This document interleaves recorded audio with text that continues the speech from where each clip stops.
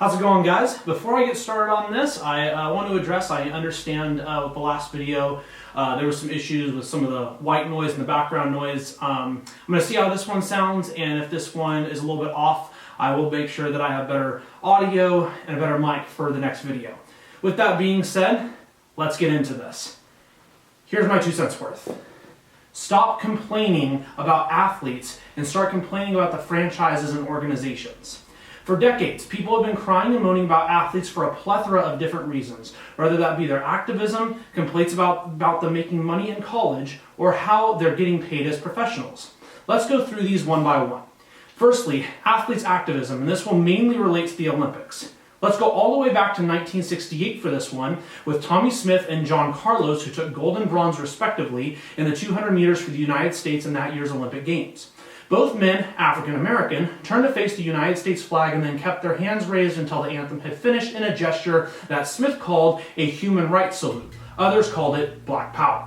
Smith later stated that the reasoning behind the protest, quote, "We were concerned about the lack of black assistant coaches, about how Muhammad Ali had been stripped of his title, about the lack of access to good housing for our kids, not being able to attend the top colleges in the country." Most of that sounds reasonable to me. But what was the reaction by the public? Well, going back to the last 2 cents worth, it was old day cancel culture. The International Olympic Committee president, for example, Avery Brundage, ordered Smith and Carlos suspended from the U.S. team and banned them from the Olympic Village. When the U.S. Olympic Committee refused, Brundage threatened to ban the entire U.S. track team. This threat led to the expulsion of the two athletes from the Games.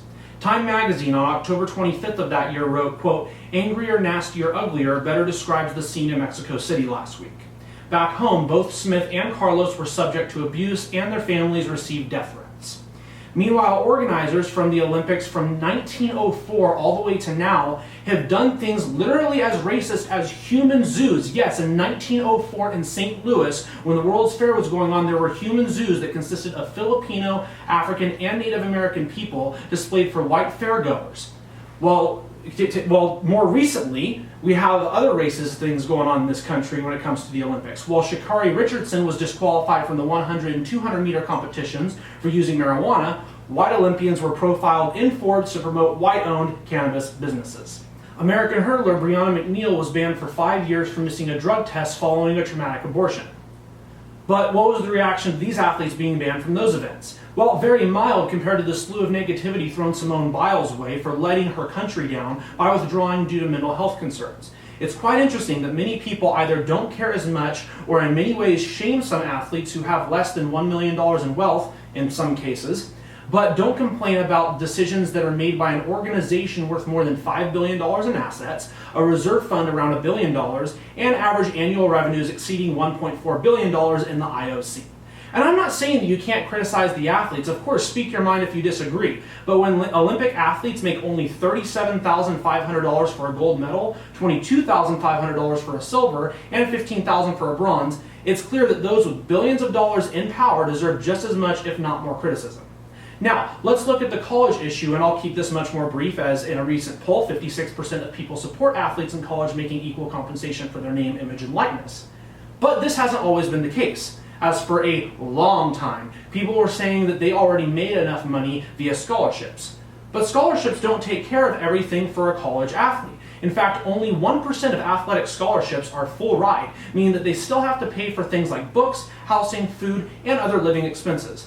I'm not saying it's an easy issue either, because yes, these athletes do still have some privileges and advantages, such as choosing classes, and in some cases choosing the housing and where they live on campus. The issue is many of these people come from poor neighborhoods. As a 2020 study found, nearly 14% of Division I student athletes who responded to the survey were homeless in the prior 12 months. In fact, in that same study done by the Hope Center for College, Community, and Justice at Temple University, at two-year colleges, 20% of those surveyed, the surveyed athletes, said that they experienced homelessness compared to 17% of non-athletes. This actually makes sense to me, as athletes likely have no time for a job to make money, whereas some non-athletes will have that time.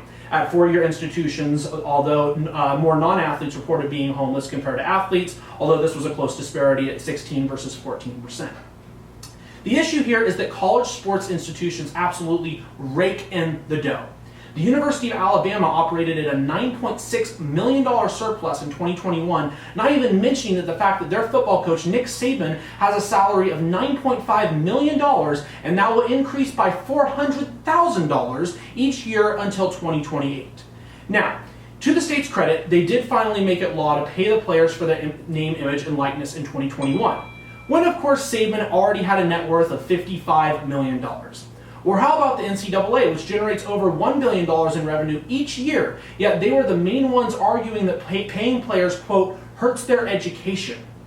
And finally, let's go on to how much athletes now make as professionals. The median NFL player makes just under $900,000 a year. The median NBA player is about $3.8 million, and the median MLB player is about $1.5 million. Now that's a lot of moolah, especially when you look at top contracts guys are getting now that exceed 30, 40, and even in some cases $50 million a year. On face value, this looks ridiculous, and in reality it is. But what's even more ridiculous is when you look at sports organizations as a whole.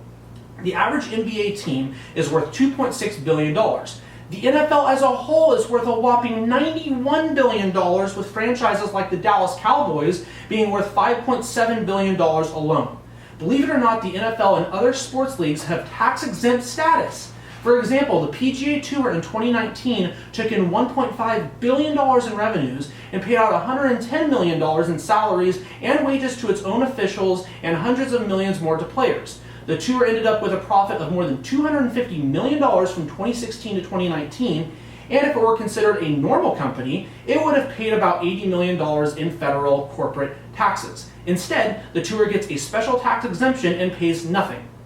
And you know what? I'm actually going to give President Trump credit here. He called for the end of tax breaks to the NFL, and the bill was actually introduced by Republicans and co-sponsored by our independent Angus King. The last thing I read about the PGA Tour, by the way, what I just said about all that, is what Republican Representative Greg Stoops said in an opinion piece, which begs to mention, hey Democrats, when Republicans are more to the left of you than even you are when you have a majority, maybe it's time to take a hike, which maybe you will at the end of this next election cycle. And it's even worse that just the money that these organizations make. These organizations actively screw over working class people in the communities that their teams play in. Here's a list of stadiums that have been built since the year 2000 that have had a minimum 35% public funding. And bear with me, this might take a little bit. Little Caesars Arena in Detroit, AT&T Stadium in Arlington, Paul Brown Stadium in Cincinnati, Amway Center in Orlando, Florida, US Bank Stadium in Minneapolis, Minnesota, Globe Life Field in Arlington, Texas, Lone Depot Park in Miami, Florida, the Barclays Center in New York, Yankees Stadium in New York, Lucas Oil Stadium in Indianapolis, Indiana, Allegiant Stadium in Vegas, and Nationals Park in Washington, D.C., which, by the way, was 100% funded by taxpayers. That's right, the Nationals didn't pay a penny for that stadium. And that's only 12, by the way, and it may have seemed like a little while ago I was a Republican just now, but many of those stadiums they're basically in states that are run by Republicans. So no, both parties suck up to the rich, and that's the main problem. People are too busy criticizing athletes for things like choosing to leave cities, making them, quote, unloyal to their fan base and team, when in reality their own franchise couldn't give a damn about the fans. Not only do they charge you for their stadiums, but then they turn around and jack up the prices and charge you out the butt for tickets, food, and parking. Take owners like Steve Ballmer of the Los Angeles Clippers, for example, who can take the kinds of deductions on team assets, everything from media deals to player contracts. That helps owners like him pay lower tax rates than players and even stadium workers, while fans pay on average $209 for a ticket to see his team play. All of this is legal with little to no backlash and not nearly a chirp of frustration in the mainstream press or online. We as people and as fans deserve better and should demand better from the most rich and powerful. It's the organizations that we need to be protesting and focusing on, not the athletes. So let's get our priorities straight and turn our attention to where it should be, the owners and not the athletes. And that's my 2 cents worth. Thank you very much, everybody, for tuning in. Once again, I encourage you to leave your thoughts in the comments below. We will be right back here again next week with another video. Until then, I hope you guys have a wonderful week. Take care. Peace out.